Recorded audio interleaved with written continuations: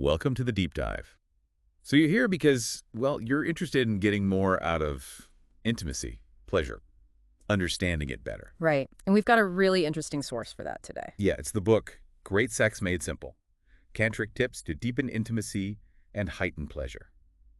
The authors are Mark A. Michaels and Patricia Johnson. And these two, they're not new to this. They've been teaching Tantra since, what, 1999? That's right, almost 25 years. Mm. Plus, they've got other award-winning books, been in the media. Oh. They're definitely seasoned guides in this whole area. And what's great is how they handle Tantra itself. You know, it's a word that can sound, well, a bit out there sometimes. Definitely. Misunderstood, maybe. Yeah, but they ground it really nicely. They mention their teacher, Dr. John Mumford.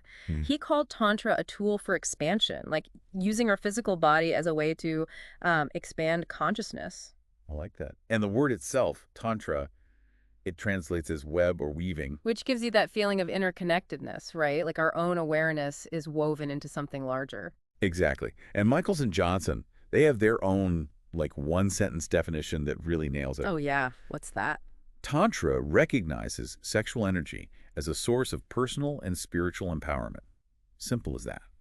Okay, but sexual energy. We need to be clear on that. It's not just about sex acts, is it? No, not at all. They frame it as the fundamental life force, you know, the energy that just is life. And tapping into that, that's where the power comes from. And I remember reading the foreword, Barbara Carrellas calls it Tantra for smart people. Yes, which fits perfectly.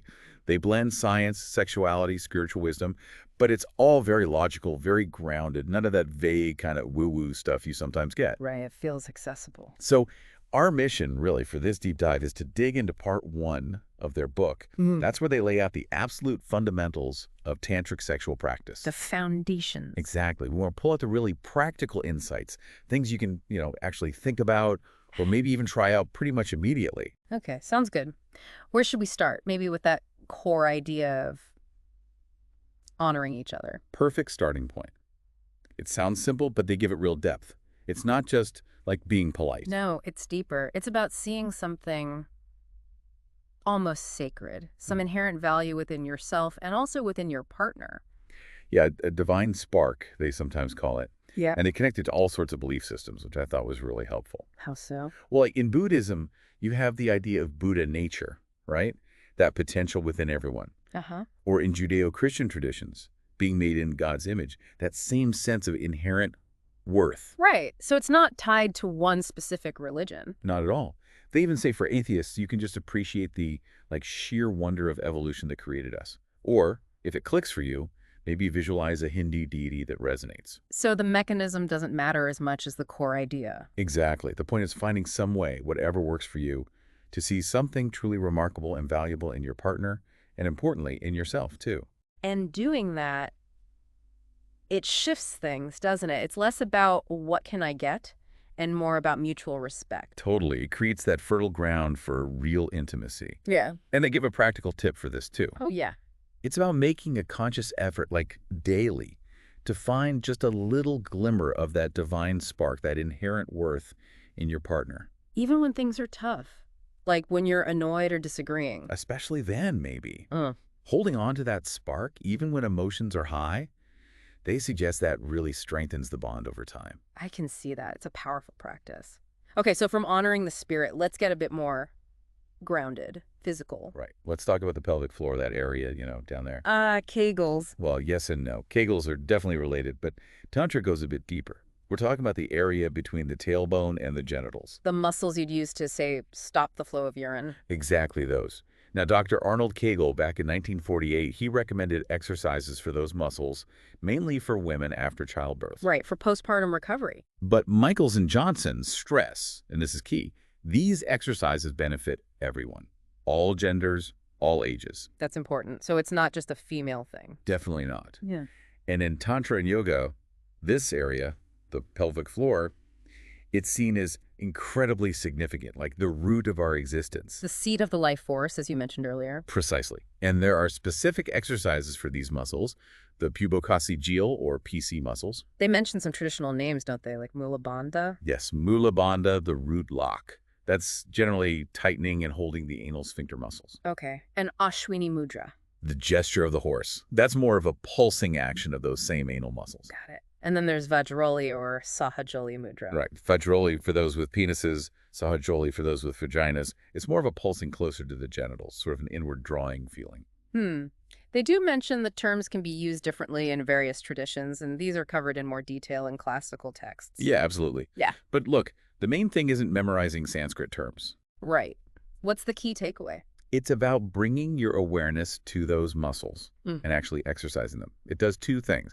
It physically tones the area, sure, but maybe more importantly, it connects you consciously to your sexual power source, an area most of us just ignore. Like waking up a dormant part of your awareness? Exactly. And the physical benefits they list are pretty compelling, too. Yeah, like what? For guys, stronger erections, better control over ejaculation. Okay. For women, strengthened vaginal muscles, more responsiveness, Yeah. potentially leading to G-spot orgasms or even ejaculatory orgasms. Wow. So real tangible benefits for pleasure and function for everyone. Definitely. It's about enhancing that whole experience. Okay, so we've got honoring each other and understanding the pelvic floor power. What's next? How we actually interact during sex.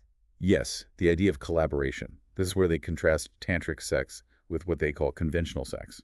And what's the main difference they highlight? Well, they suggest conventional sex often has this unspoken goal of just individual orgasm. Getting off. Right, maybe taking turns, almost transactional sometimes? Kinda, yeah.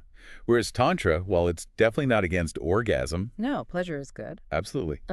But the aim is broader. It's about maximizing the entire experience, potentially reaching these really deep states of connection. Transcendent union, even. And the collaboration part comes in how you get there. Exactly. It's not just you trying to reach that state and your partner trying to reach it separately. In Tantra, it's about each person actively helping the other attain those heightened states. Ah, so it's truly a shared journey. We're in this together. Precisely. And that naturally requires communication. You need to be able to express what you want, what feels good. Which also means you need to know what feels good first. Good point. And then find ways to communicate that clearly, kindly, and probably at the right time. Yeah, maybe not mid-passion. They mentioned that, right? Vulnerability is high then. Right. But reframing the whole relationship, sex included, as a collaboration, that changes communication fundamentally. How so? It shifts from my needs versus your needs to our shared exploration. I like that. Shared adventure. Yeah. And if you see it as a shared adventure, then if one person doesn't quite get the satisfaction they hoped for one time. It's not about blame. Exactly. No, you never, or you always. Kind of language, which they point out can be really destructive. It becomes more like, okay, that didn't quite hit the mark for me. Let's try exploring this next time. A joint effort. Yeah, fostering partnership and learning together. Okay, collaboration makes sense. Now the next one feels challenging in today's world. Take your time. Yeah, definitely countercultural. We're all about speed, efficiency. Get it done fast. Right. But they argue that slowing down, prolonging arousal, is a powerful tool in Tantra. But it's not just about lasting longer, is it? Like, it's not an endurance contest. No, absolutely not. They're very clear. Focusing only on orgasm or stamina actually limits the experience. Yeah. You miss out on the nuances, the awareness. So prolonging arousal is a means, not the end goal itself. Yes. And it doesn't necessarily mean you need, like, 8-hour marathon sessions either. Oh, good. They suggest that altered states of consciousness, that deeper connection, can often start to be felt after maybe half an hour or so of sustained arousal. 30 minutes, that feels more manageable. Right. And it could be any kind of sex, though usually some direct genital stimulation helps build that energy. It's about letting the energy build and shift, not just rushing to the peak. Exactly. They even make a brief, slightly intense reference to the Agora sect. Oh. The ones known for extreme practices. Yeah, just as an example of how consciousness can be altered through prolonged or intense experiences, aiming for that state where sacred and profane dissolve.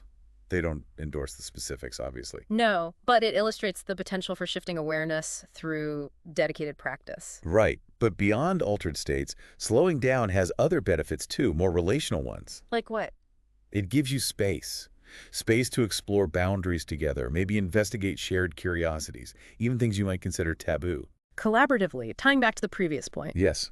Finding new pleasures, understanding your own limits and your shared limits, based on your actual experience, not what society says you should or shouldn't do. That seems incredibly freeing, actually, taking the pressure off. It does.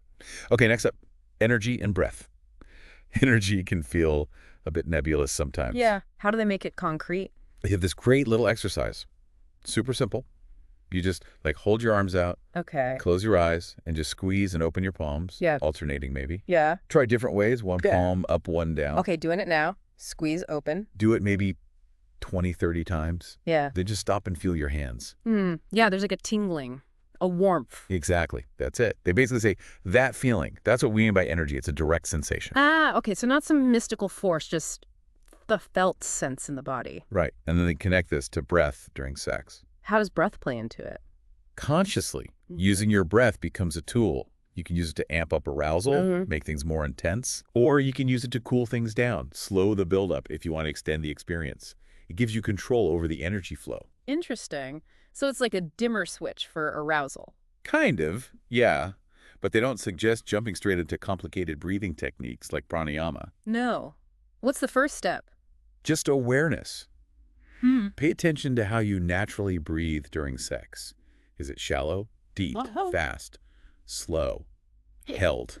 Just noticing your habits. Exactly. Observe first, then maybe experiment gently. That awareness is the start of skillful breath work. Makes sense. Learn your baseline first. And they had one more point in this section, didn't they? Something about self-pleasuring. Yes. Yeah. Really insightful. They suggest pleasuring yourself or watching your partner masturbate as a way to learn. Learn about energy and pleasure? Yeah. It bypasses, Hollywood or porn cliches about what sex or pleasure should look like. Because everyone's response is unique. Totally unique. It's a chance to really see and understand your specific responses or your partner's. They even suggest using a mirror during self-pleasure for deeper self-discovery.